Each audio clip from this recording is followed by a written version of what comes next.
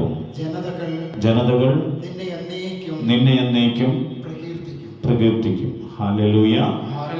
സങ്കീർത്തന പുസ്തകം പറയുകയാ, തലമുറ തോറും നിന്റെ നാമം കീർത്തിക്കപ്പെടാൻ ഞാൻ ഇടയാക്കും. ജനതകൾ നിന്നെ എന്നേക്കും പ്രകീർത്തിക്കും. Hallelujah, hallelujah, hallelujah. ഈശോയിൽ സ്നേഹമുള്ളവരെ, ഈ ബൈബിൾ വചനം ഇന്ന് അർത്ഥമാക്കുന്നത് പരിശുദ്ധ മറിയത്തെക്കുറിച്ച്. തലമുറ തോറും നിന്റെ നാമം കീർത്തിക്കപ്പെടാൻ ഞാൻ ഇടയാക്കുമെന്ന് ജനതകൾ നിന്നെ എന്നേക്കും പ്രകീർത്തിക്കുമെന്നുള്ള ഈ വചനം പരിശുദ്ധ മറിയാമിനെ കുറിച്ച് പറഞ്ഞു വച്ചിരിക്കുകയാണ്. വീണ്ടും ഒരു വചനം ഇങ്ങനെ കേൾക്കാം. ഉത്തമഗീതം 6-ാം അധ്യായത്തിന്റെ 9-ാം വാക്യമാണത് പറഞ്ഞു വച്ചിരിക്കുന്നത്.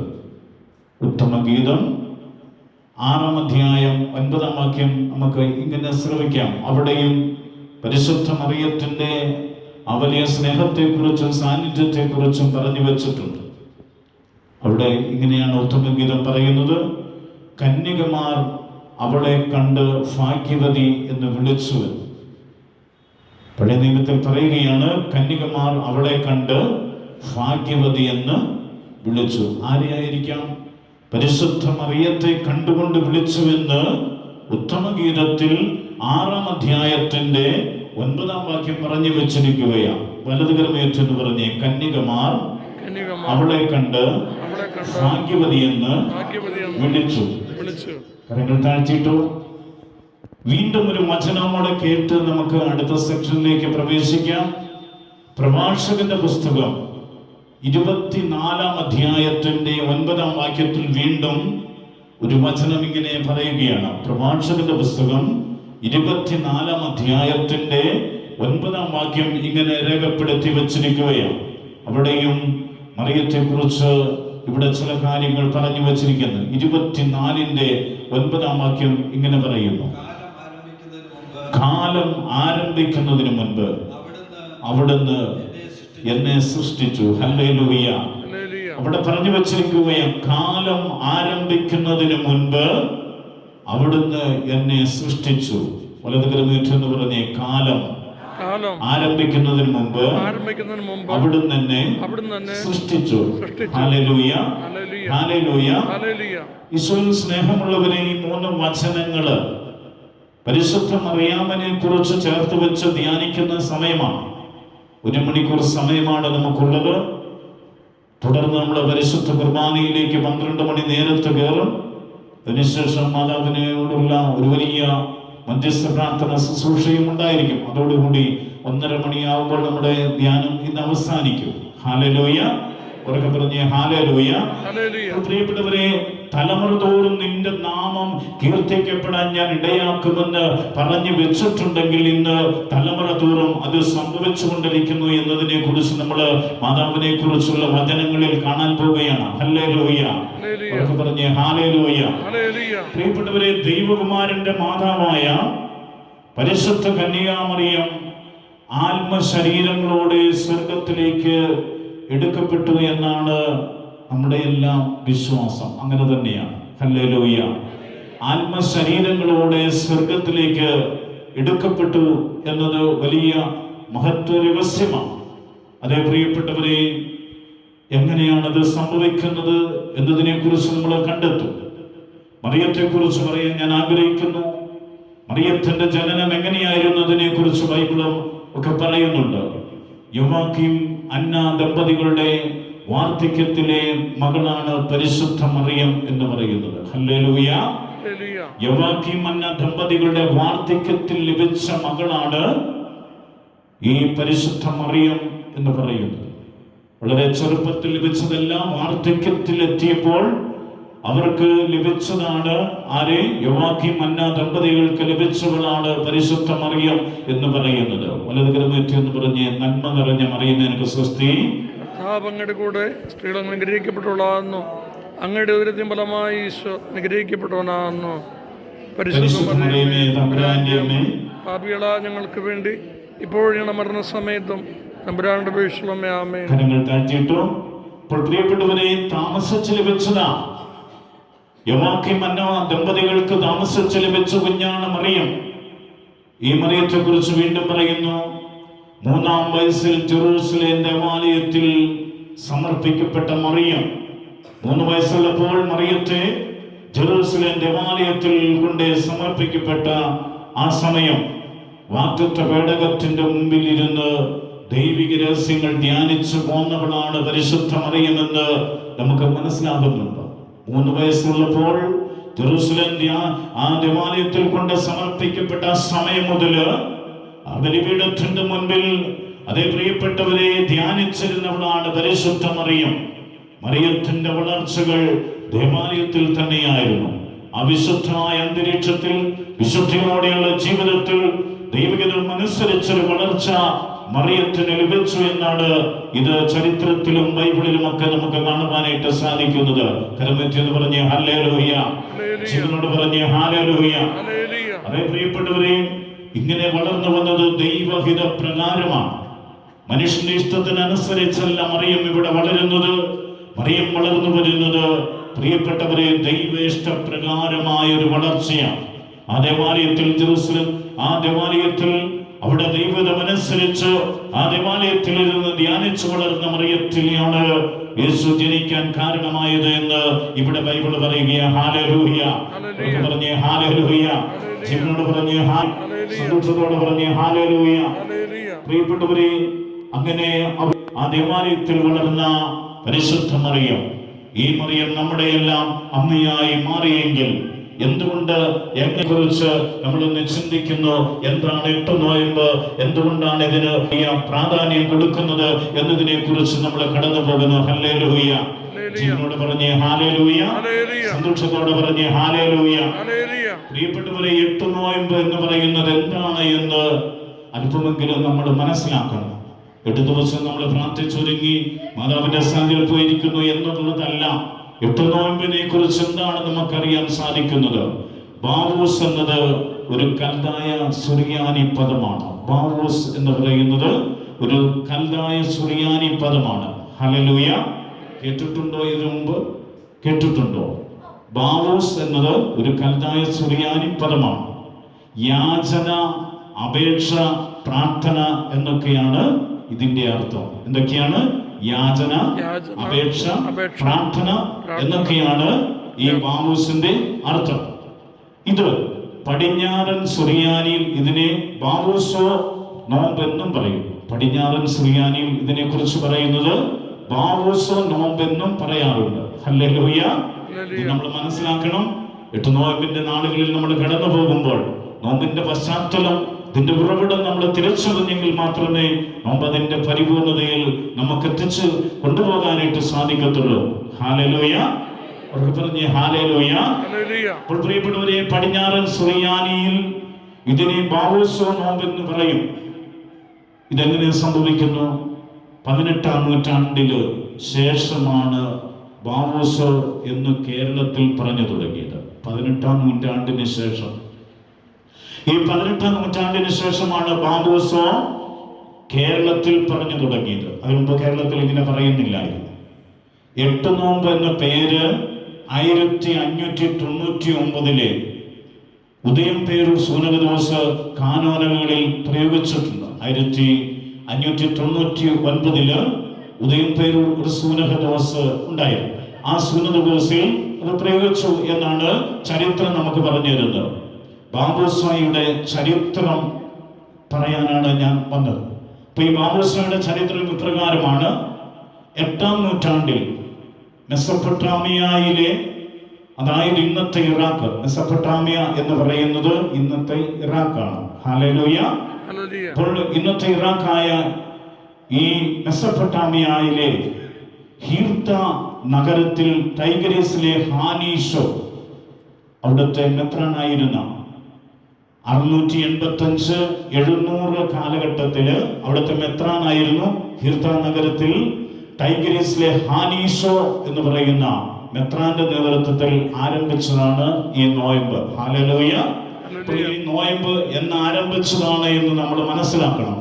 685-700 കാലഘട്ടങ്ങളിൽ ഹാനീഷോ എന്ന് പറയുന്ന മെത്രാന്റെ നേതൃത്വത്തിലാണ് ഈ നോമ്പ് ആചരിച്ചത്. Hallelujah, hallelujah, hallelujah.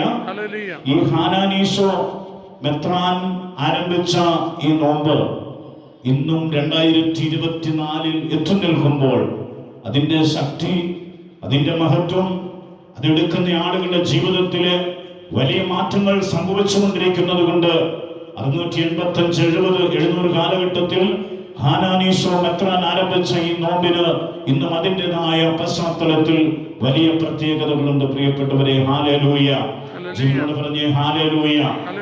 ഇത് ഈ നോമ്പിലേക്ക് വരാനുണ്ടായ കാരണം ഇതാണ്. ക്രൈസ്തവരെ കൊന്നൊടുക്കുന്ന ക്രൈസ്തവ രാജ്യങ്ങൾ കീഴടക്കുന്ന ഒരു ശക്തി അന്ന് ഭൂമുഖത്തുണ്ടായിരുന്നു. ഈ 685, 700 കാലഘട്ടങ്ങളില് ക്രൈസ്തവരെ കൊന്നൊടുക്കി ക്രൈസ്തവ രാജ്യങ്ങൾ എല്ലാം കീഴടക്കി വരുന്ന ഒരു സമയം ഈ 685, 700 കാലഘട്ടങ്ങളിൽ ഉണ്ടായിരുന്നു. ക്രൈസ്തവരെല്ലാം കൊന്ന് ക്രൈസ്തവ രാജ്യങ്ങളെ കീഴടക്കി മറ്റൊരു ശക്തി അവയെ ഇല്ലായ്മ ചെയ്യുന്ന സമയത്ത് അന്നത്തെ രാജാവ് ഇതാ ഹീർത്തായിലെ സുന്ദരികളായ വിവാഹ പ്രായമുള്ള എല്ലാ സ്ത്രീകളെയും എന്ന് പറഞ്ഞാൽ 40 കന്യകമാരെ ശേഖരിച്ച് കൊണ്ടുവരുവാൻ ഇതാ ഒരു ഉത്തരവിട്ടു. എന്നോട് പറയുകയാണ്, അന്നത്തെ രാജാവ്, ഈ കാലഘട്ടത്തിലുണ്ടായിരുന്ന രാജാവ് ഹീർത്തായിലെ സുന്ദരികളായ വിവാഹ പ്രായമുള്ള എല്ലാ സ്ത്രീകളെയും, അത് 40 പേരെയാണ് എടുത്തു പറഞ്ഞിരിക്കുന്നത്, 40 പേരെ കന്യകമാരെ ശേഖരിച്ചു കൊണ്ടുവരാൻ ഒരു കൽപ്പനയച്ചു. കൽപ്പനയച്ചു കഴിഞ്ഞാൽ ആ കൽപ്പന ധിക്കരിക്കാൻ ആ രാജഭരണകാലത്ത് സാധിക്കത്തില്ല. അങ്ങനെ ഈ സുന്ദരികളായ ഈ പെൺകുട്ടികളെ ഇതാ കൊണ്ടുപോകാൻ, പിടിച്ചുകൊണ്ടുപോകാനായിട്ട് ഇതാ വരുന്ന സമയത്ത് രാജാക്കന്മാർക്ക് സുന്ദരിമാരുടെ സമൂഹം തന്നെ ഇതാ ഭാര്യമാരായിട്ടുള്ള ഒരു കാലഘട്ടമായിരുന്നു 685, 700 എന്നൊക്കെ പറയുന്ന കാലഘട്ടം. അപ്പൊ ഇങ്ങനെ ഒരു രാജാവിന് അനേകം ഭാര്യമാര്, 100 കണക്കിന് ഭാര്യമാര് വേണം. അത് ക്രൈസ്തവരിൽ നിന്നും ഈ 40 സുന്ദരിമാരായ ഈ പെൺകുട്ടികളെ ഇതാ കൊണ്ടുപോകാൻ വേണ്ടി ഒരു കൽപ്പന അയക്കുകയുണ്ടായി. ഹല്ലേലൂയ, പറഞ്ഞേ ഹല്ലേലൂയ. നന്മ നിറഞ്ഞ മറിയം നിനക്ക് സ്വസ്തി, കർത്താവ് അങ്ങയുടെ കൂടെ സ്ത്രീകൾ അനുഗ്രഹിക്കപ്പെട്ടുള്ളതാകുന്നു. അങ്ങയുടെ ഉദരത്തിൻ ഫലമായി ഈശോ അനുഗ്രഹിക്കപ്പെട്ടവനാകുന്നു. പരിശുദ്ധ മറിയമേ തമ്പുരാന്റെ അമ്മ, പാപികളായ ഞങ്ങൾക്ക് വേണ്ടി ഇപ്പോഴും മരണസമയത്തും തമ്പുരാന്റെ അപേക്ഷിക്കണമേ. ആമേൻ. അപ്പോൾ ഈ രാജാക്കന്മാർക്ക് സുന്ദരിമാരുടെ ഒരു സമൂഹം തന്നെ ഭാര്യമാരായിട്ടുള്ള കാലഘട്ടമായിരുന്നു. ഈ കൽപ്പന കേട്ട് ഭീതി പൂണ്ട, ഈ രാജകൽപ്പന കേട്ട് ഭീതി പൂണ്ട ക്രൈസ്തവരും അക്രൈസ്തവരുമായ യുവതികൾ തങ്ങളെ തന്നെ രക്ഷിക്കുന്നതിന് വേണ്ടി പരിശുദ്ധ കന്യകാമറിയത്തോട് പ്രാർത്ഥിക്കാൻ പള്ളിയിൽ ഓടിക്കൂടുകയും 8 ദിവസത്തേക്ക് ഉപവാസത്തിലും പ്രാർത്ഥനയിലും കഴിച്ചുകൂട്ടാൻ നിശ്ചയിക്കുകയും ചെയ്തു. ഹല്ലേലൂയ. ഇങ്ങനെ ഇവരെ രക്ഷിക്കണമേ എന്ന് പറഞ്ഞുകൊണ്ട് ദേവാലയത്തിലേക്ക് ഓടി വന്നിട്ട് പരിശുദ്ധ മറിയത്തിന്റെ മധ്യസ്ഥം വിളിച്ച് നിലവിളിച്ച് 8 ദിവസം ആ ദേവാലയത്തിൽ കഴിഞ്ഞു. എന്താണ് നിശ്ചയിച്ച് പ്രാർത്ഥിച്ചത്? ഞങ്ങളെ ഈ പ്രതിസന്ധിയിൽ നിന്നും അപകടകരമായ ഈ ദുഷ്ടന്റെ ഈ ആക്രമണങ്ങളെ രക്ഷിക്കണമേ എന്ന് പറഞ്ഞ് ഈ പെൺകുട്ടികള്, അതേ പ്രിയപ്പെട്ടവരെ സഹോദരിമാര് ദേവാലയത്തിൽ വന്ന് പ്രാർത്ഥിച്ചു എന്നാണ് ചരിത്രം നമുക്ക് പറഞ്ഞു തരുന്നത്. നന്മ നിറഞ്ഞ മറിയം നിനക്ക് സ്വസ്തി, കർത്താവ് അങ്ങയുടെ കൂടെ സ്ത്രീകൾ അനുഗ്രഹിക്കപ്പെട്ടുള്ളതാകുന്നു. അങ്ങയുടെ ഉദരത്തിൻ ഫലമായി ഈശോ അനുഗ്രഹിക്കപ്പെട്ടവനാകുന്നു. പാപികളായ ഞങ്ങൾക്ക് വേണ്ടി ഇപ്പോഴും മരണസമയത്തും തമ്പുരാന്റെ അപേക്ഷിക്കണമേ. ആമേൻ. ഈ പ്രാർത്ഥന ഇങ്ങനെ 8 ദിവസം തുടർന്നു പോവുകയാണ്. നോമ്പ് തുടങ്ങി 3-ാം ദിവസം യോഹന്നാൻ എന്ന അവിടുത്തെ മെത്രാന്, അവിടെ ഉണ്ടായിരുന്ന മെത്രാൻ യോഹന്നാൻ ആയിരുന്നു. യോഹന്നാൻ എന്ന അവിടുത്തെ മെത്രാന് സുവിശേഷം വായിക്കുന്ന സമയത്ത് ഒരു ദർശനമുണ്ടായി. രാജാവ് മരിച്ചു എന്നതായിരുന്നു ആ സാധനം. മെത്രാന് കിട്ടിയ സന്ദേശം ഇതാണ്. ബൈബിൾ വായിച്ചുകൊണ്ടിരിക്കുന്ന, വേദപുസ്തകം വായിച്ചുകൊണ്ടിരിക്കുന്ന സമയത്ത് രാജാവ് മരിച്ചു എന്നൊരു സന്ദേശമാണ് കിട്ടിയത്. പ്രാർത്ഥന തുടങ്ങി 3-ാമത്തെ ദിവസം. എത്രാമത്തെ ദിവസം? 3-ാമത്തെ ദിവസം. രാജാവ് മരിച്ചു എന്നതായിരുന്നു അതിൻ്റെ സാരം. കുറച്ചു കഴിഞ്ഞപ്പോൾ രാജാവ് മരിച്ചു എന്നത് ശരിയാണെന്ന് ഇമത്രാൻ അറിയുകയും ചെയ്തു. നന്മ നിറഞ്ഞ മറിയമേ സ്വസ്തി, കർത്താവ് അങ്ങയുടെ കൂടെ സ്ത്രീകൾ അനുഗ്രഹിക്കപ്പെട്ടവളാകുന്നു, അങ്ങയുടെ ഉദരത്തിൻ ഫലമായി ഈശോ അനുഗ്രഹിക്കപ്പെടുവാനാകുന്നു. പരിശുദ്ധ മറിയമേ തമ്പുരാന്റെ അമ്മ, പാപികളായ ഞങ്ങൾക്ക് വേണ്ടി ഇപ്പോഴാണ് മരണസമയത്തും തമ്പുരാന്റെ അപേക്ഷിക്കണമേ. ആമേൻ. അപ്പൊ ഈ കുറച്ചു കഴിഞ്ഞപ്പോൾ രാജാവ് മരിച്ചു എന്നത് ശരിയാണെന്ന് ആരറിഞ്ഞു? യോഹന്നാൻ മെത്രാൻ അറിയുകയും ചെയ്തു. കിട്ടിയ ദർശനം ഇതായിരുന്നു, രാജാവ് മരിച്ചു എന്നതായിരുന്നെങ്കിൽ അല്പസമയം കഴിഞ്ഞപ്പോൾ അത് സത്യമാണ് എന്ന് അറിയിച്ചുകൊണ്ടുള്ള സന്ദേശം എത്തുകയും ചെയ്തു. പ്രിയപ്പെട്ടവരെ, അന്ന് മുതൽ കന്യകാത്വ സംരക്ഷണത്തിന് യുവതികൾ ഈ നോമ്പ് അനുഷ്ഠിച്ചു പോരുകയാണ്. അന്നു മുതൽ കന്യകാത്വ സംരക്ഷണത്തിന് യുവതികൾ ഈ നോമ്പ് അനുഷ്ഠിച്ചു പോരുകയാണ്. എന്നു മുതലാണ്? 865-700 കാലം മുതൽ 2024 ഈ സെപ്റ്റംബർ മാസം 6-ാം തീയതി വരെ ഒരു ദിവസം പോലും, ഒരു വർഷം പോലും മാറ്റിവെക്കാതെ ഈ നോമ്പ് ലോകത്തിന്റെ വിവിധ ഭാഗങ്ങളിൽ അനുഷ്ഠിച്ചു വന്നുകൊണ്ടിരിക്കുക. ഹല്ലേലൂയ. ഉറക്കെ പറഞ്ഞേ ഹല്ലേലൂയ. പ്രിയപ്പെട്ടവരെ, പിൽക്കാലത്ത് വിവിധ ലക്ഷ്യങ്ങൾക്കായി ഈ നോമ്പ് തുടർന്നു. അന്ന് കന്യകാത്വ സംരക്ഷണത്തിന് വേണ്ടിയായിരുന്നെങ്കിൽ പരിശുദ്ധ മറിയാമിന്റെ അടുക്കലേക്ക് ഓടിവന്ന് പ്രാർത്ഥിച്ചതെങ്കിൽ പിൽക്കാലത്ത് അത് വിവിധ ആവശ്യങ്ങൾക്കായി ഈ നോമ്പ് തുടർന്നു വന്നുകൊണ്ടിരിക്കുന്നു. ഇന്ന് 8 നോമ്പെടുക്കുന്നത് പുരുഷന്മാരും സ്ത്രീകളും കുട്ടികളും വയോജനങ്ങളും എല്ലാം 8 നോമ്പിലേക്ക് പോവുകയാണ്. പ്രിയപ്പെട്ടവരെ, അതിന്റെ കാരണം ആ നോമ്പിനൊരു വലിയ ശക്തിയുണ്ട് എന്നും ആ നോമ്പിന്റെ ആ വലിയ സാന്നിധ്യം അനുഭവിക്കാൻ സാധിക്കുമെന്നുള്ള വിശ്വാസത്തിൽ അനേകർ ഇന്ന് ലക്ഷക്കണക്കിന് കോടിക്കണക്കിന് ആളുകള് 8 നോമ്പിലേക്ക് പ്രവേശിക്കുന്നുണ്ട്. നന്മ നിറഞ്ഞ മറിയമേ സ്വസ്തി, കർത്താവ് അങ്ങയുടെ കൂടെ സ്ത്രീകൾ അനുഗ്രഹിക്കപ്പെട്ടവളാകുന്നു, അങ്ങയുടെ ഉദരത്തിൻ ഫലമായി ഈശോ അനുഗ്രഹിക്കപ്പെടുവാനാകുന്നു. പരിശുദ്ധ മറിയമേ തമ്പുരാന്റെ അമ്മേ, പാപികളായ ഞങ്ങൾക്ക് വേണ്ടി ഇപ്പോഴാണ് മരണസമയത്തും തമ്പുരാന്റെ അപേക്ഷിക്കണമേ. ആമേൻ. ഞാൻ പറഞ്ഞല്ലോ, പിൽക്കാലത്ത് വിവിധ ലക്ഷ്യങ്ങൾക്കായി നോമ്പ് തുടർന്നു എന്നത്. മാതാവിന്റെ പിറവി തിരുനാളിന് ഒരുക്കമായിട്ടുള്ള നോമ്പാണ് 8 നോയമ്പ് എന്ന് പറയുന്നത്. മാതാവിന്റെ പിറവി തിരുനാളിന് ഒരുക്കമായിട്ടുള്ള നോയമ്പാണ് 8 നോയമ്പ്. അന്ന് കന്യകൾ ഒരുമിച്ച് കൂടി ദേവാലയത്തിൽ പ്രാർത്ഥിച്ച് 8-ാം ദിവസം എന്ന് പറയുന്നത് മാതാവിന്റെ ജന്മത്തിരുനാളായിരുന്നു. അതേ പ്രിയപ്പെട്ടവരെ, ഇന്നും ഇത് വിശുദ്ധിയോടെ വിശ്വാസത്തോടെ നോമ്പിന്റെ പശ്ചാത്തലം മനസ്സിലാക്കി ഏതെങ്കിലും ഒരു നിയോഗം വെച്ച് പ്രാർത്ഥിക്കുന്നവര് ആരെങ്കിലും ഉണ്ടെങ്കിൽ പരിശുദ്ധ മറിയാമിൽ നിന്നോ ആ നോമ്പിന്റെ വലിയ അനുഗ്രഹം ലഭിക്കുന്നതിന് അത്ഭുതമായി, ഒരു മാനസാന്തരമായി, ഒരു സൗഖ്യമായി, ഒരു ജീവിതത്തിന്റെ മാറ്റമായിട്ടൊക്കെ ലോകത്തിന്റെ വിവിധ രാജ്യങ്ങളിൽ മനുഷ്യൻ ഇന്നും അനുഭവിച്ചുകൊണ്ടിരിക്കുന്നത് നമുക്ക് സാക്ഷ്യമായി കാണാനായിട്ട് പറ്റുന്നു. ലൂർദിലും ഫാത്തിമയിലും മാത്രമല്ല, വേളാങ്കണ്ണിൽ മാത്രമല്ല, എവിടേക്കെല്ലാം ലോകത്ത് യേശുവിനെ കുറിച്ച്, അമ്മയെ കുറിച്ച് പറഞ്ഞിട്ടുണ്ടോ അവിടെയെല്ലാം അമ്മയുടെ സാന്നിധ്യത്തോടൊപ്പം യേശുവിനെ ഉയർത്തുന്ന വലിയൊരു ജനാവലിയെ നമുക്ക് കാണുവാനായിട്ട് സാധിക്കുന്നുണ്ട്. ഹല്ലേലൂയ. ഉറക്കെ പറഞ്ഞേ ഹല്ലേലൂയ. അതേ പ്രിയപ്പെട്ടവരെ, ഇത് സ്ത്രീകളുടെ പ്രത്യേകിച്ച് കന്യകകളുടെ ഉപവാസമായിട്ടാണ് ആ 865-700 കാലഘട്ടങ്ങളിൽ വന്നത് എങ്കിൽ ഞാൻ ഇന്ന് പറഞ്ഞുവല്ലോ, എല്ലാ മനുഷ്യരും വിവിധ ജാതി മതസ്ഥരായിട്ടുള്ള ആളുകളും ഈ നോമ്പിലേക്ക് പ്രവേശിച്ച് നോമ്പ് വിശുദ്ധിയുടെ ഒരു നോമ്പായി കാണാനായിട്ട് സാധിക്കുന്നുണ്ട്. പ്രിയപ്പെട്ടവരെ, എത്ര വലിയ പാപികളാണെങ്കിൽ പോലും ഈ 8 നോയമ്പിലേക്ക് പ്രവേശിക്കുന്ന എത്രയോ ആളുകൾ മാനസാന്തരപ്പെടുന്നതായി നമുക്ക് കാണാനായിട്ട് സാധിക്കുന്നുണ്ട്. അപ്പോൾ ഈ 8 നോമ്പിന്റെ വലിയ ആ പ്രത്യേകത ഞാനും നിങ്ങളും മനസ്സിലാക്കി അമ്മയുടെ ജന്മത്തിരുനാളിലേക്ക് പ്രവേശിക്കണമെന്നാണ് എനിക്ക് നിങ്ങളോട് പറയുവാനുള്ളത്. ഹല്ലേലൂയ. അവർക്ക് പറഞ്ഞ് ഹല്ലേലൂയ. ഒരുപക്ഷെ നമ്മളൊക്കെ നോയമ്പെടുക്കുന്നുണ്ടാകാം, പരിശുദ്ധ അമ്മയുടെ ജന്മത്തിരുനാളിൽ ഒരുക്കമായി നമ്മൾ പ്രാർത്ഥിക്കുന്നുണ്ടാകാം.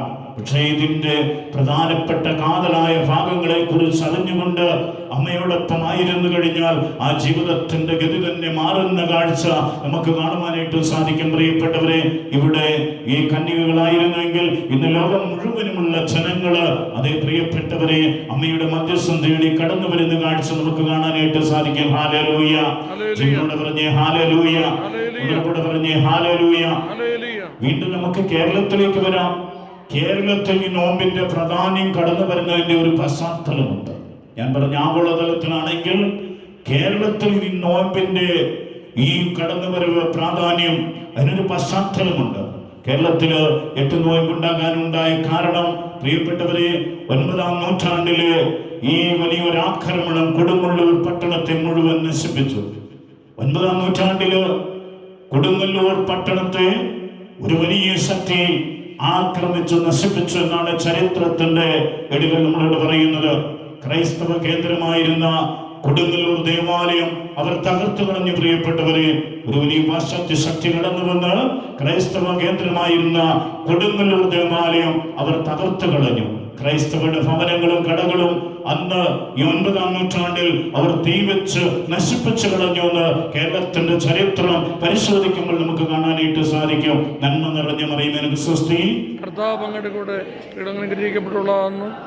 അങ്ങയുടെ ഉദരത്തിൻ ഫലമായി ഈശോ അനുഗ്രഹിക്കപ്പെട്ടവനാകുന്നു. പരിശുദ്ധ മറിയമേ തമ്പുരാന്റെ അമ്മേ, പാപികളായ ഞങ്ങൾക്ക് വേണ്ടി ഇപ്പോഴും മരണസമയത്തും തമ്പുരാന്റെ അപേക്ഷയുള്ളമേ. ആമേൻ. അതുപോലെ തന്നെ ക്രൈസ്തവരുടെ ഭവനങ്ങളും കടകളും ഒക്കെ ഈ 9-ാം നൂറ്റാണ്ടിൽ തീട്ട് നശിപ്പിച്ചെന്ന് ഞാൻ പറഞ്ഞുവല്ലോ. അത് മാത്രമല്ല കേരളത്തിൽ സംഭവിച്ചത്. പെൺകുട്ടികൾ വേട്ടയാടപ്പെട്ടു.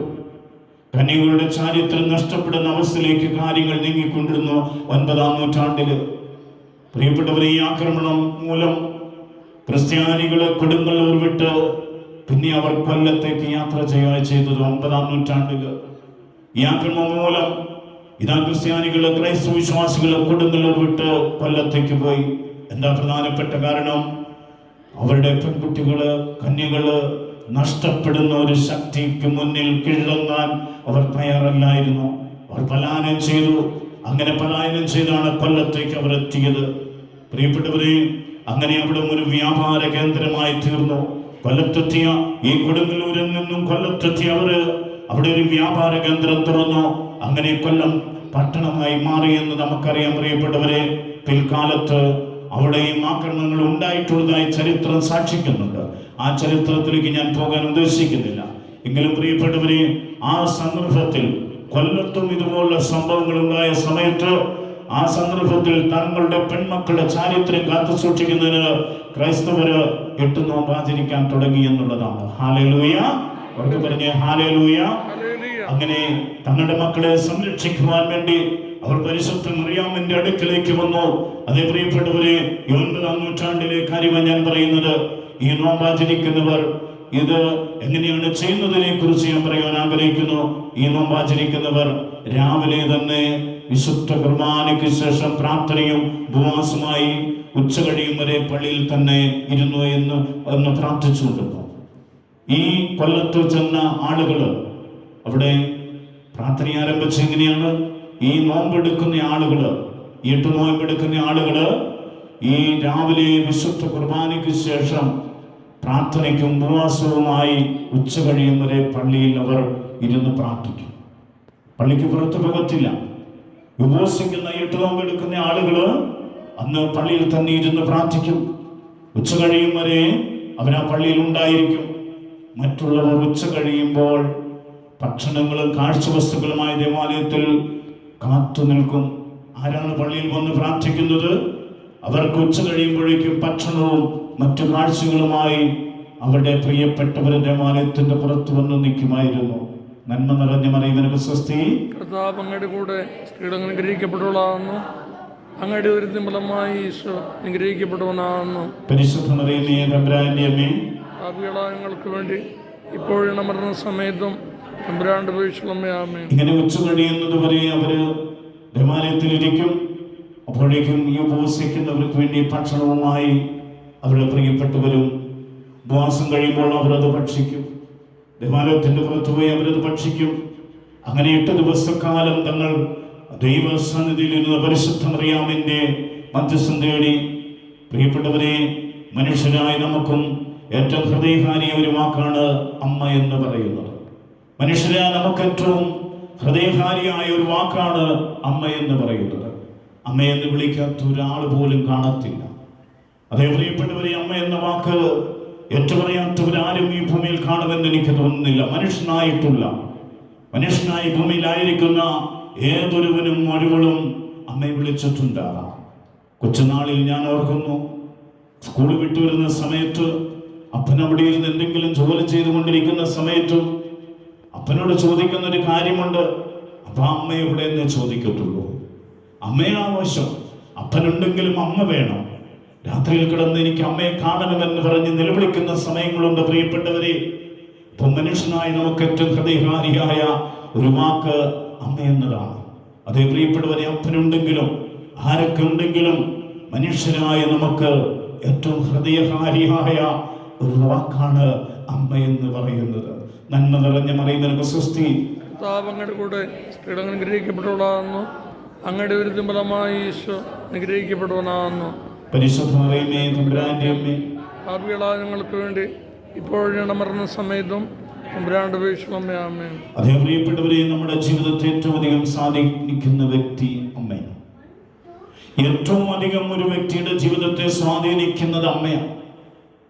ഈ ഭൂമിയിലെ തീർത്ഥാടനത്തിൽ അമ്മ എന്ന സ്നേഹത്തിന്റെ നീലമേലയ്ക്കുള്ളിൽ പൊതിയാൻ, അതേ പ്രിയപ്പെട്ടവരെ, കേരളത്തിൽ 9-ാം നൂറ്റാണ്ട് മുതൽ ഇന്ന് അമ്മയെ ചേർത്ത് പിടിച്ച് കടന്നു പോകുന്ന കേരളത്തിന്റെ കന്യാകുമാരി മുതൽ അങ്ങ് കാസർഗോഡ് വരെയുള്ള നീലേശ്വരം വരെയുള്ള ഭാഗങ്ങളിലെ ദേവാലയങ്ങൾ പരിശോധിച്ചാൽ നമുക്കറിയാം.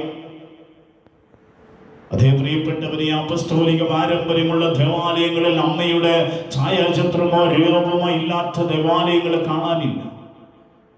അപ്പസ്തോലിക പാരമ്പര്യമുള്ള, അതേ പ്രിയപ്പെട്ടവരെ, ബലിയർപ്പിക്കുന്ന മെത്രാന്റെ കീഴിലായിരിക്കുന്ന ദേവാലയങ്ങളിൽ മിക്ക ദേവാലയങ്ങളിലും മാതാവിന്റെ രൂപമുണ്ട്. പ്രിയപ്പെട്ടവരെ, ഞാൻ പറഞ്ഞുവല്ലോ, അമ്മയില്ലാത്തവരായി ആരുമില്ല. അമ്മയില്ലാത്തവരായി ആരുമില്ല ഈ ഭൂമിയിൽ. അമ്മയുടെ ചുവനും ബലമേൽക്കാത്തവരും അമാരിൽ ചാരിക്കിടന്ന് ഉറങ്ങി വിശ്രമിക്കാത്തവരും ഈ ഭൂമിയിൽ ഇല്ല എന്നാണ് എൻ്റെ വിശ്വാസം. നന്മ നിറഞ്ഞ മറിയുന്ന സ്വസ്തി, അങ്ങയുടെ കൂടെ സ്ത്രീകൾ അനുഗ്രഹിക്കപ്പെട്ടവളാകുന്നു. അങ്ങയുടെ ഒരു ഫലമായി ഈശോ അനുഗ്രഹിക്കപ്പെട്ടവനാകുന്നു. പരിശുദ്ധ മറിയമേ, തമ്പുരാന്റെ അമ്മേ, പാപികളായ ഞങ്ങൾക്ക് വേണ്ടി ഇപ്പോഴും മരണ സമയത്തും തമ്പുരാന്റെ അപേക്ഷിക്കണമേ. ആമേൻ. അപ്പൊ അമ്മയെ അനുഭവിക്കണം, അമ്മയെ സ്വീകരിക്കണം. അമ്മയിലൂടെ നമുക്ക് കിട്ടുന്ന ഒരു സന്തോഷം ഈ ഭൂമിയിൽ നമുക്ക് മറ്റാർക്കും തരാൻ സാധിക്കത്തില്ല. നമ്മുടെ ജീവിതത്തിന്റെ ഗതി മാറുന്നത് നോക്കി നിൽക്കുന്നത് അമ്മയാണ്. വളർന്നു വരുന്ന നിമിഷങ്ങൾ അമ്മയാണ് ആദ്യം അറിയുന്നത്. ഉദരത്തിൽ ഉരുവാകുന്ന സമയം മുതൽ ഭൂമിയിൽ എത്രത്തോളം അമ്മയ്ക്കൊരു കുഞ്ഞിനെ നോക്കാൻ പ്രാണിയുണ്ട് അത്രയും നോക്കിക്കൊണ്ടിരിക്കുന്ന സമയത്തും അമ്മ എന്ന വാക്കുച്ചരിച്ചു കൊണ്ടിരിക്കും. അതേ പ്രിയപ്പെട്ടവരെ, കാഴ്ച നഷ്ടപ്പെട്ടാലും, അത് എഴുന്നേറ്റ് നടക്കാൻ പറ്റാത്ത സമയത്തായാലും ഇന്ന മകൻ വന്നു എന്ന് ചോദിക്കുന്ന അമ്മയുടെ സ്നേഹത്തിൽ ആലേഖനം ചെയ്തു വെച്ചിരിക്കുന്നത് മകനോ മകളാണ് എങ്കിൽ അമ്മ എന്ന വാക്കിന് നിഷേധിക്കാൻ എനിക്ക് നിങ്ങൾക്ക് സാധിക്കത്തില്ല പ്രിയപ്പെട്ടവരെ. ഹല്ലേലൂയ, പറഞ്ഞേ ഹല്ലേലൂയ. അമ്മയുടെ മധ്യസ്ഥം തേടി നമ്മുടെ പ്രിയപ്പെട്ട കുഞ്ഞുങ്ങളുടെ കന്യാത്വം സംരക്ഷിക്കാൻ 9-ാം നൂറ്റാണ്ടിൽ ദേവാലയത്തിൽ ഉപവസിച്ചും പ്രാർത്ഥിച്ചും വരുന്നവരുടെ ഒരു പിന്തുടർച്ചക്കാരായി ഇന്നും ഞാനും നിങ്ങളും 8 നോമ്പ് ആചരിക്കുമ്പോൾ അത് ഏത് രീതിയിലായിരിക്കണം എന്നതിനെ കുറിച്ചാണ് ഞാൻ പറഞ്ഞു വന്നത്. മറ്റുള്ളവരെ കാണിക്കുവാനോ എൻ്റെ കുടുംബത്തിലെ അങ്ങളെ പ്രീതിപ്പെടുത്തുവാനുള്ള ഒരു ഉപവാസമല്ല. അതേ പ്രിയപ്പെട്ടവരെ, ദൈവമായ കർത്താവിൻ്റെ വലിയ സാന്നിധ്യം ലഭിക്കാൻ, വിശുദ്ധിയുള്ളൊരു ജീവിതമായി മാറാൻ, വിശുദ്ധിയോടെ ജീവിക്കാൻ, ദൈവികമായൊരു സംരക്ഷണം വലയം ചെയ്യുവാൻ, അതേ നമ്മുടെ മക്കളുടെ ആ ജീവിത മേഖലയെ സംരക്ഷിച്ചു നിർത്താൻ പരിശുദ്ധ അമ്മയോട് ചേരുന്ന ജീവിതങ്ങളും ഒരിക്കലും പരാജയപ്പെടുവാൻ സ്വർഗസ്ഥനായ പിതാവ് സമ്മതിക്കത്തില്ല. ഹല്ലേലൂയ, പറഞ്ഞേ ഹല്ലേലൂയ. എന്ന് പറഞ്ഞാൽ വെറും പച്ചയായ നമ്മുടെ ഈ ജീവിതത്തിന്, സാധാരണ ജീവിതത്തിന് അമ്മയുടെ പ്രസക്തി ഇത്ര വലുതാണ് എങ്കിൽ പ്രിയപ്പെട്ടവരെ, നിത്യജീവിതത്തെ നോക്കി പാർക്കുന്ന നമുക്ക് അമ്മയായ പരിശുദ്ധ കന്യാമറിയം വലിയ ആവശ്യമാണ് എന്നുള്ളത് തിരിച്ചറിയണം. കണ്ണുനീരിന്റെ താഴ്വരയിലെ ഹവ്വായുടെ മക്കളായ നമുക്ക് ആശ്രയവും അവയുമായി കുരിശിൽ വെച്ച് ഈശോ മിശിഹ തന്റെ സ്നേഹനിധിയായ അമ്മയെ നൽകിയത് ഇതാ നമുക്ക് രക്ഷയ്ക്ക് വേണ്ടിയാണ്. അതേതാ യോഹന്നാന്റെ സുവിശേഷം 19-ാം അധ്യായം 27-ാം വാക്യം പറയുന്നുണ്ട്. ആ കണ്ണുനീരിന്റെ താഴ്വരയിലെ ഹവ്വായുടെ മക്കളായി നമുക്ക് ആശ്രയം അഭയമായി കുരിശിൽ വച്ച് ഈശോ മിശിഹ തന്റെ സ്നേഹനിധിയായ അമ്മയെ നൽകിയതിനെ കുറിച്ച് യോഹന്നാൻ 19-ാം അധ്യായം 27-ാം വാക്യം പറയുന്നുണ്ട്. യോഹന്നാൻ 19:27. അനന്തരം അവൻ ശിഷ്യനോട് പറഞ്ഞു, ഇതാ നിന്റെ അമ്മ. അപ്പോൾ മുതൽ ആ ശിഷ്യൻ അവളെ സ്വന്തം ഭവനത്തിൽ സ്വീകരിച്ചു. ഹല്ലേലൂയ. അപ്പോൾ പ്രിയപ്പെട്ടവരെ, ഈശോ തമ്പുരാൻ ഏൽപ്പിച്ചു തന്നു. ഈശോ ഏൽപ്പിച്ചു, ഇതാണ് നിന്റെ അമ്മയെന്ന് പറഞ്ഞ് ഏൽപ്പിച്ചു തന്നിട്ട്, അമ്മയിന്ന് ഞാൻ എൻ്റെ ഭവനത്തിന്റെ വെളിയിൽ ഏതെങ്കിലും ആതുര ശുശ്രൂഷാ കേന്ദ്രത്തിൽ, അനാഥാലയത്തിൽ, അതേ എവിടെയെങ്കിലും കൊണ്ട് തള്ളുന്ന സ്നേഹമല്ല മക്കളുടെ സ്നേഹം. മാതൃസ്നേഹം അനുഭവിക്കുവാൻ, മാതൃസ്നേഹത്തിന്റെ വാത്സല്യമായ അനുഗ്രഹം ചേർത്ത് പിടിക്കാനായിട്ട് ഏതെങ്കിലും ഒരു ദൈവ പൈതൽ അവളുടെ വാർദ്ധക്യത്തിൽ അവളെ സഹായിക്കുന്നില്ല എങ്കിൽ അവൻ ഇതാ അമ്മ എന്ന് വിളിക്കാൻ യോഗ്യനല്ല. അതേ പ്രിയപ്പെട്ടവരെ, എക്കാലവും നമ്മെ കാത്തുപാലിച്ച് നിത്യഗേഹത്തിൽ എത്തിക്കാനാണ് അമ്മയെന്ന ആ വലിയ സ്നേഹത്തെ ഈശോ ക്രിസ്തുവിലൂടെ നമുക്ക് നൽകിയത് എന്ന് യോഹന്നാൻ പറയുന്നുണ്ടല്ലോ പ്രിയപ്പെട്ടവരെ. അതുകൊണ്ടാണ് ലൂക്കായുടെ സുവിശേഷം 1-ാം അധ്യായം 48-ാം വാക്യം പറയുന്നത്. ലൂക്കാ 1:48 പറഞ്ഞു. അത് ഇങ്ങനെയാണ്. അത് എപ്പോഴും നമ്മുടെ മനസ്സ് സൂക്ഷിച്ചു വെക്കേണ്ടതാണ്. താഴ്മയെ കടാക്ഷിച്ചു. ഇപ്പോൾ മുതൽ സകല തലമുറകളും എന്നെ ഭാഗ്യവതി എന്ന് പ്രകീർത്തിക്കും. ഹല്ലേലൂയ. പറഞ്ഞേ ഹല്ലേലൂയ.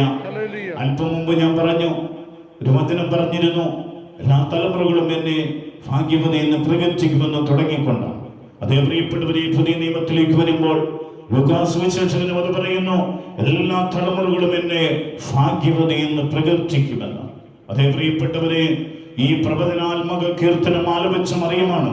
ഇത് ആലപിച്ചത് മറിയമാണ്. എന്നെ എല്ലാ തലമുറകളും എന്നെ ഭാഗ്യവതി എന്ന് പ്രകീർത്തിക്കുമെന്ന് പറഞ്ഞ ഈ പ്രവചനാത്മക കീർത്തനം ആലപിച്ചത് മറ്റാരുമല്ല, മറിയം തന്നെയാ. ഹല്ലേലൂയ. പറഞ്ഞേ ഹല്ലേലൂയ. ഇത് പറയണമെങ്കിൽ പരിശുദ്ധാത്മാവിന്റെ പ്രചോദനത്താൽ അവളുടെ അകരത്തിൽ നിന്നും ഈ വാക്കുകൾ പുറത്തേക്ക് വന്നതാണ്. വ്യക്തിപരമായി പറഞ്ഞ കാര്യമല്ല മറിയം, ഇത് പരിശുദ്ധാത്മാവിൽ നിറഞ്ഞുകൊണ്ട് മറിയം പറഞ്ഞതാണ്. പ്രിയപ്പെട്ടവരെ, അവിടെ ഈ പരിശുദ്ധാത്മാവ് നിറഞ്ഞു കഴിയുമ്പോൾ മാത്രമേ ദൈവേഷ്ടമായ ദൈവപ്രകാരമായ കാര്യങ്ങൾ എനിക്ക് നിങ്ങൾക്കും പറയാൻ സാധിക്കത്തുള്ളൂ. ഹല്ലേലൂയ. ഹല്ലേലൂയ എന്ന് പറഞ്ഞാൽ കർത്താവിന്റെ അമ്മ സകല തലമുറകളാലും പ്രകീർത്തിക്കപ്പെടണമെന്നത് ഇതാ ദൈവഹിതമാണ് എന്നാണ്.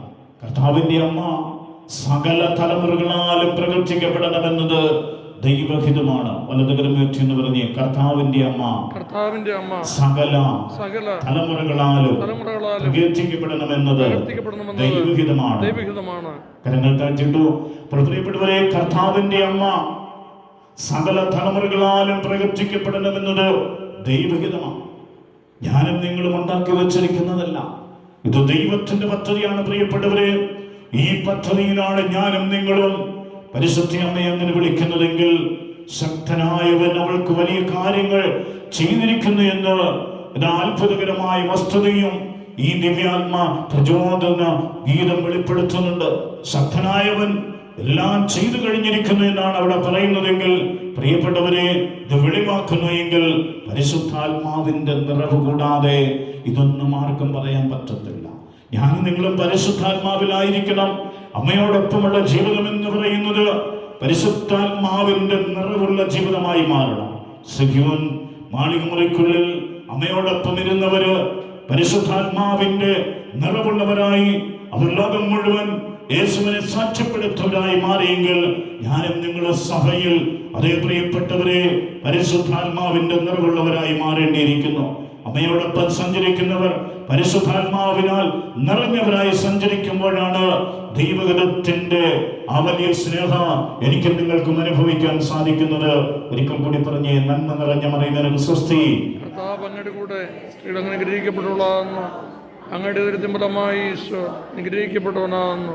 പരിശുദ്ധ മറിയമേ, തമ്പുരാന്റെ അമ്മേ, പാപികളായ ഞങ്ങൾക്ക് വേണ്ടി ഇപ്പോഴുള്ള മരണസമയത്തും തമ്പുരാനോട് അപേക്ഷിക്കണമേ. ആമേൻ. പ്രിയപ്പെട്ടവരെ, ദൈവം അവൾക്ക് ചെയ്തിരിക്കുന്ന വലിയ കാര്യങ്ങളെ കുറിച്ച് ഗബ്രിയേൽ മാലാഖയും എലിസബത്തും പ്രസ്താവിക്കുന്നത് നമുക്ക് ബൈബിൾ കാണാൻ പറ്റുന്നുണ്ട്. ദൈവം പരിശുദ്ധ മറിയത്തിന് ചെയ്തിരിക്കുന്ന വലിയ കാര്യങ്ങളെ കുറിച്ച് ഗബ്രിയേൽ മാലാഖയും എലിസബത്തും പ്രസ്താവിക്കുന്നതുകൊണ്ട് പ്രിയപ്പെട്ടവരെ, എന്ന് പറഞ്ഞാൽ മാനവരാശിയുടെ രക്ഷയുമായി ബന്ധപ്പെട്ടിരിക്കുന്ന ഈ വലിയ കാര്യങ്ങൾ മനുഷ്യൻ ധ്യാന വിഷയമാക്കുക എന്നത് സ്വാഭാവികമാണ്. ഇത് മനുഷ്യൻ ധ്യാനിക്കണം പ്രിയപ്പെട്ടവരെ. മനുഷ്യൻ ഏതെങ്കിലും കാര്യസാധ്യത്തിന് വേണ്ടി അവൻ ദൈവസന്നിധിയിൽ വരുന്നവനായി മാറരുത്. ജീവിതത്തിൽ ദൈവത്തെക്കുറിച്ച് ധ്യാനിക്കണം, ദൈവത്തിന്റെ കാര്യങ്ങളെക്കുറിച്ച് പഠിക്കണം. ദൈവസന്നിധിയിൽ രാപകൽ ഇടതടവില്ലാതെ സ്തുതിച്ചു നിൽക്കുന്ന പ്രാർത്ഥന ദൂതനിൽ ഒരുവനായ ഗബ്രിയേലാണ്, ഗബ്രിയേൽ മാലാഖയാണ് പരിശുദ്ധ മറിയത്തിന്റെ അടുക്കൽ വന്ന് പറയുന്നതെങ്കിൽ പ്രിയപ്പെട്ടവരെ, ദൈവപിതാവിന്റെ അഭിവാദനമാണ് ഈ മറിയം കേൾക്കുന്നത്. ദൈവസന്നിധിയിൽ രാപകൽ ഇടതടവില്ലാതെ ദൈവത്തെ സ്തുതിച്ചു നിൽക്കുന്ന പ്രധാന ദൂതരിൽ ഒരുവനാണ് ഗബ്രിയേൽ എന്ന് പറയുന്നത്. നന്മ നിറഞ്ഞ മറിയം എനിക്ക് സ്വസ്തി, കർത്താവ് അങ്ങയുടെ കൂടെ സ്ത്രീകൾ അനുഗ്രഹിക്കപ്പെട്ടവളാകുന്നു, അങ്ങയുടെ ഉദരത്തിൻ ഫലമായി ഈശോ അനുഗ്രഹിക്കപ്പെട്ടവനാകുന്നു. പരിശുദ്ധ മറിയമേ തമ്പുരാന്റെ അമ്മേ, പാപികളായ ഞങ്ങൾക്ക് വേണ്ടി ഇപ്പോഴും മരണസമയത്തും തമ്പുരാന്റെ അപേക്ഷകളും ആമേൻ. പ്രിയപ്പെട്ടവരെ, ദൈവസന്നിധിയിൽ രാപകൽ ഇടതടവില്ലാതെ സ്തുതിച്ചു നിൽക്കുന്ന പ്രധാന ദൂതരിൽ ഒരുവനായ ഗബ്രിയേൽ മാലാഖയിലൂടെയുള്ള ദൈവപിതാവിന്റെ അഭിവാദനമാണ്. നന്മ നിറഞ്ഞ മറിയമേ സ്വസ്തി, കർത്താവ് നിന്നോട് കൂടെ എന്ന് പറയുന്നത്. Hallelujah, hallelujah. ദൈവസന്നിധിയിൽ രാപകൽ ഇടതടവില്ലാതെ ദൈവത്തെ സ്തുതിച്ചു നിൽക്കുന്ന പ്രധാന ദൂതരിലൊരുവനായ ഗബ്രിയേൽ ദൈവപിതാവിന്റെ അഭിവാദനമാണ് പ്രിയപ്പെട്ടവരെ മറിയത്തെ അറിയിച്ചത്. നന്മ നിറഞ്ഞ മറിയമേ സ്വസ്തി, കർത്താവ് നിന്നോട് കൂടെ. ഈ വാക്കിന്റെ അർത്ഥം മനസ്സിലാക്കി എത്ര ദൈവമക്കൾ ഇത് നന്മ നിറഞ്ഞ മറിയമേ എന്ന് പറയുന്നു. പ്രിയപ്പെട്ടവരെ, എണ്ണം കൂട്ടിയെന്നതിലല്ല കാര്യം, ജപമാലയുടെ എണ്ണം വർദ്ധിപ്പിച്ചു കൊണ്ടുപോകുന്നതിലല്ല കാര്യം. ഇവിടെ അർത്ഥം മനസ്സിലാക്കി ഈ വാക്കിന്റെ അർത്ഥവും ഈ വാക്കിന്റെ അഭിഷേകവും എന്താണെന്ന് തിരിച്ചറിഞ്ഞുകൊണ്ട് ദൈവവൈതലേ, നീ ഒരു വചനമേ ഉരുവിട്ടുള്ളെങ്കിലും ആ വചനത്തിന്റെ അത്ഭുതം നിന്റെ ജീവിതത്തിന്റെ ഗതി മാറ്റാൻ പറ്റും. അതേ, ഈ രക്ഷാകര യുഗത്തിലെ ആദ്യ വചനം ഈ നന്മ നിറഞ്ഞ മറിയമേ സ്വസ്തി, കർത്താവ് നിന്നോട് കൂടെ എന്നുള്ള വചനമാണ്. ഇത് നിങ്ങൾ അറിയണം പ്രിയപ്പെട്ടവരെ. ഈ രക്ഷാകര യുഗത്തിലെ ആദ്യത്തെ വചനമാണ് നന്മ നിറഞ്ഞ മറിയമേ സ്വസ്തി, കർത്താവ് നിന്നോട് കൂടെ എന്ന് വേദപുസ്തകം ധ്യാനിക്കുമ്പോൾ പ്രിയപ്പെട്ടവരെ നിങ്ങൾക്കത് മനസ്സിലാകും. ഈ രക്ഷാകര യുഗത്തിലെ ആദ്യത്തെ വചനം ഇതാ. ഈ വചനം കേട്ട നിമിഷം സാത്താൻ വിരണ്ടോടി എന്നാണ് നമുക്ക് വേദശാസ്ത്രജ്ഞന്മാര് പറഞ്ഞു തരുന്നത്. പ്രിയപ്പെട്ടവരെ, ഇതാ സാത്താൻ വിരണ്ടോടി മറിയമ്മന്റെ അടുക്കൽ വന്നിട്ട് ഈ വചനം, രക്ഷാകര യുഗത്തിലെ ആദ്യത്തെ വചനം, നന്മ നിറഞ്ഞ മറിയമേ, കൃപ നിറഞ്ഞ മറിയമേ എന്ന് പറഞ്ഞ സമയത്ത് സാത്താൻ വിരണ്ടോടിയെങ്കിൽ ഈ വചനം ആവർത്തിക്കുന്ന നിമിഷത്തിൽ സാത്താന്റെ കുടില തന്ത്രങ്ങളിൽ നിന്ന് നാം എല്ലാം സ്വതന്ത്രരാക്കപ്പെടുന്നു, നാം വിശുദ്ധീകരിക്കപ്പെടുന്നു. പ്രിയപ്പെട്ടവരെ, അതുകൊണ്ടാണ് ദേവാലയത്തിലിരുന്ന് 8 നോമ്പിന്റെ ദിവസങ്ങളിൽ ഉച്ച കഴിയും വരെ ആദ്യ നാളുകളിൽ ഈ പ്രിയപ്പെട്ടവര് നന്മ നിറഞ്ഞ മറിയമേ സ്വസ്തി എന്നുള്ള ഈ വചനം പറഞ്ഞു 8 ദിവസവും പ്രാർത്ഥനയിലൂടെ കടന്നുപോയത്. നന്മ നിറഞ്ഞ മറിയമേ സ്വസ്തി, കർത്താവ് അങ്ങയുടെ കൂടെ സ്ത്രീകൾ അനുഗ്രഹിക്കപ്പെട്ടവളാകുന്നു, അങ്ങയുടെ ഈശോ അനുഗ്രഹിക്കപ്പെടുവനാകുന്നു. പരിശുദ്ധ മറിയമേ തമ്പുരാന്റെ അമ്മേ, അവർക്ക് വേണ്ടി ഇപ്പോഴും മരണസമയത്തും തമ്പുരാന്റെ അപേക്ഷകളും ആമേൻ. പക്ഷേ പലർക്കും ഇതിന്റെ അർത്ഥം അറിയത്തില്ല, ഇതിന്റെ ശക്തി അറിയത്തില്ല. രക്ഷാകര യുഗത്തിലെ ആദ്യത്തെ വചനം, ഈ വചനം വേണ്ടവണ്ണം ഉരുവിട്ട് കഴിയുമ്പോൾ നിന്റെ ജീവിതത്തെ ബന്ധിച്ചു നിർത്തിയിരിക്കുന്ന കെട്ടിയിട്ടിരിക്കുന്ന പാപചങ്ങലകൾ അഴിയാൻ കാരണമാകും. പ്രിയപ്പെട്ടവരെ, എന്താ നന്മ നിറഞ്ഞ മറിയമെന്ന ഈ വചനം നീ വേണ്ടവണ്ണം ഉച്ചരിക്കുമ്പോൾ നിന്റെ ജീവിതത്തിൽ മാറ്റങ്ങൾ സംഭവിക്കാൻ കാരണമാകും. അതേ, സാത്താന്റെ കുടില തന്ത്രങ്ങളിൽ നിന്നും രക്ഷ നേടാനായിട്ടാണ് ആദ്യകാലങ്ങളിൽ 8 നോമ്പ് ഉണ്ടായി വന്നതെങ്കിൽ പ്രിയപ്പെട്ടവരെ, ഉൽപ്പത്തിയുടെ പുസ്തകം 3-ാം അധ്യായം 15-ാം വാക്യത്തിൽ പറഞ്ഞൊരു വചനമുണ്ട്. ഉൽപ്പത്തിയുടെ പുസ്തകം 3-ാം അധ്യായം 15-ാം വാക്യത്തിൽ പറഞ്ഞു വെച്ചിട്ടുണ്ട്. അവിടെ എന്താണ് സംഭവിക്കുന്നത് എന്നതുകൂടി നമുക്ക് കേൾക്കാം. നീയും സ്ത്രീയും തമ്മിലും നിന്റെ സന്തതിയും ശത്രുത ഉളവാക്കും. ഹല്ലേലൂയ. അപ്പോൾ പ്രിയപ്പെട്ടവരെ, വചനം പറയുക, നീയും സ്ത്രീയും തമ്മിലെന്നാ പറഞ്ഞിരിക്കുന്നത്.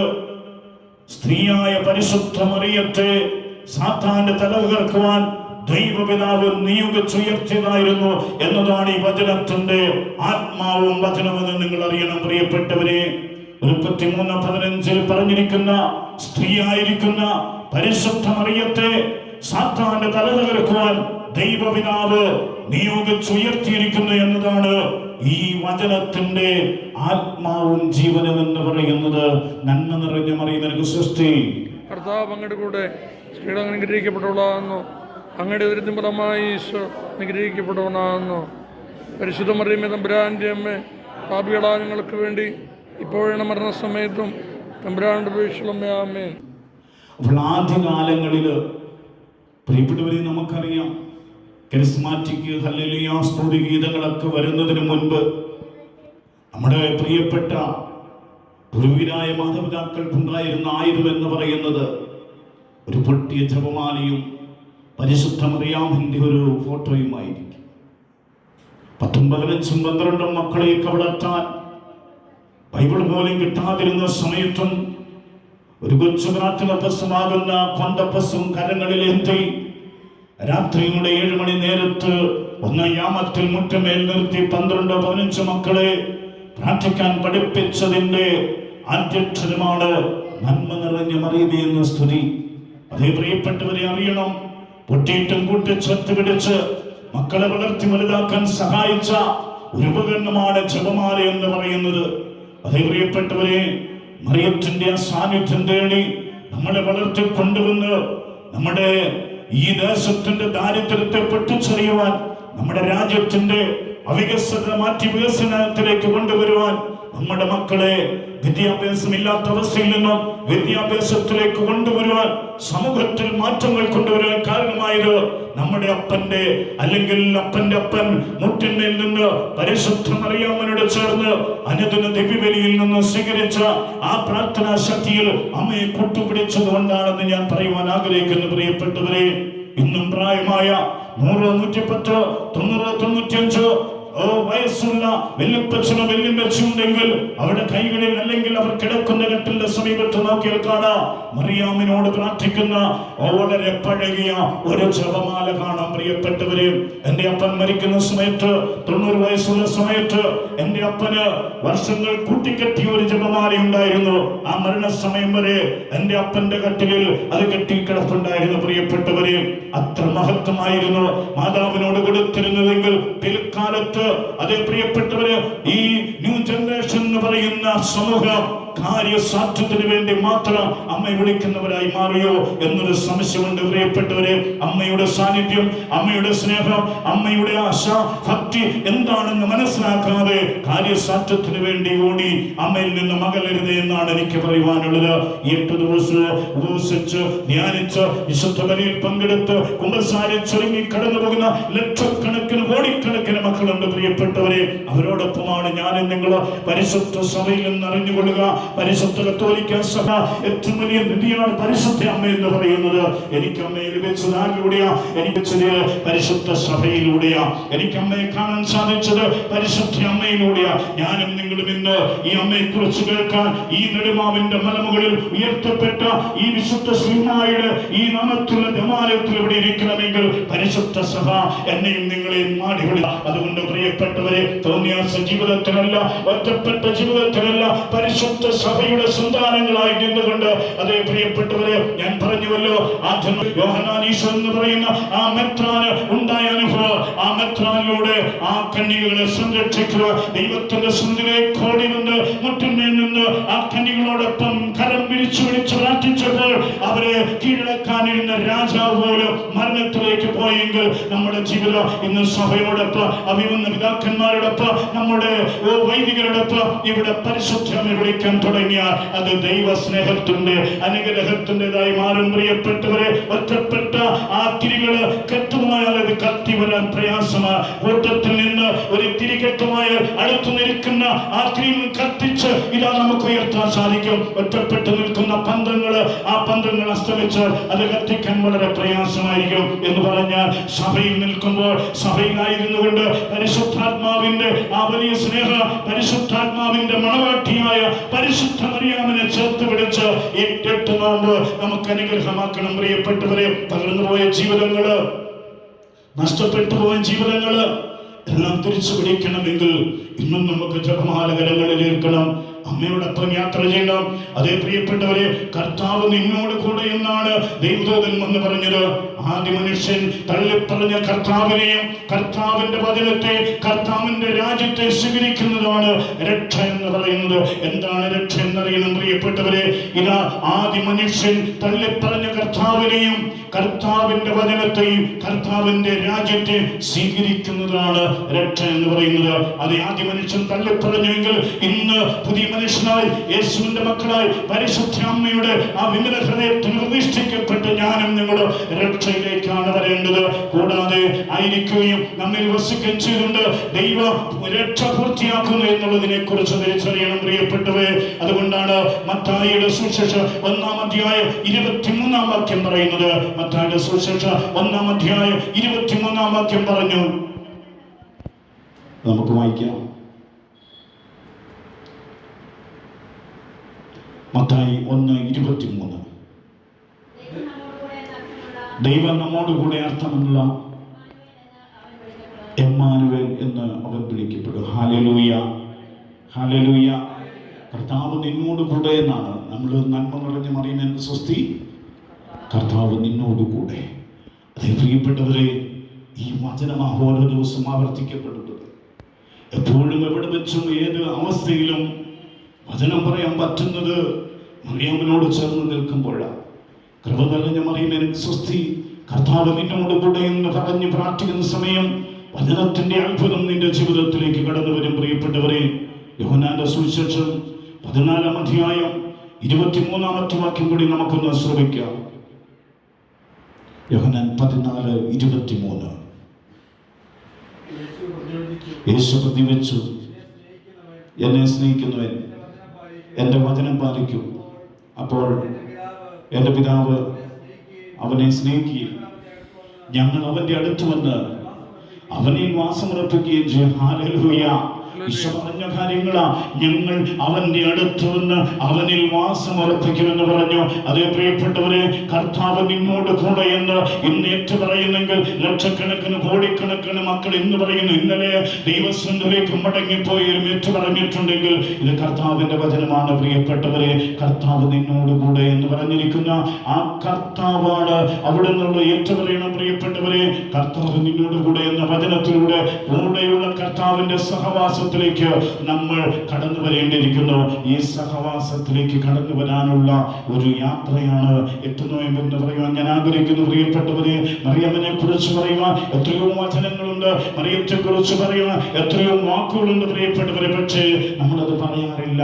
നമ്മൾ എങ്ങനെയെങ്കിലും ഒരു കൊന്തച്ചിൽ കടന്നു പോകുന്നവരായി മാറരുത് പ്രിയപ്പെട്ടവരെ.